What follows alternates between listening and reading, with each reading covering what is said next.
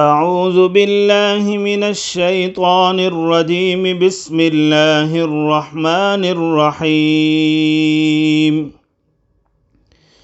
ألف لام را. كتاب أنزلناه إليك لتخرج الناس من الظلمات إلى النور بإذن ربهم إلى صراط العزيز الحميد. الله الذي له ما في السماوات وما في الأرض وويل للكافرين من عذاب شديد.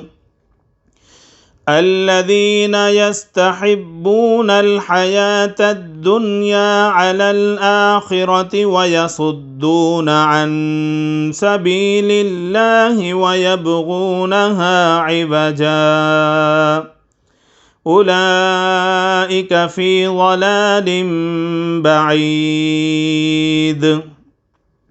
وما أرسلنا من رسول إلا بلسان قومه ليبين لهم فيضل الله من يشاء ويهدي من يشاء وهو العزيز الحكيم.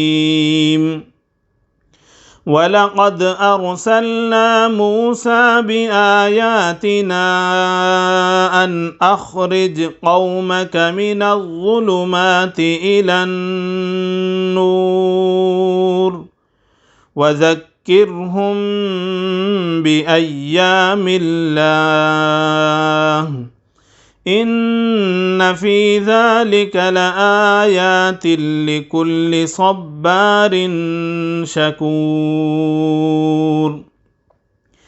وإذ قال موسى لقومه اذكروا نعمة الله عليكم إذ أنجاكم من آل فرعون يسومونكم سوء العذاب ويذبحون أبناءكم ويستحيون نساءكم وفي ذلكم بلاء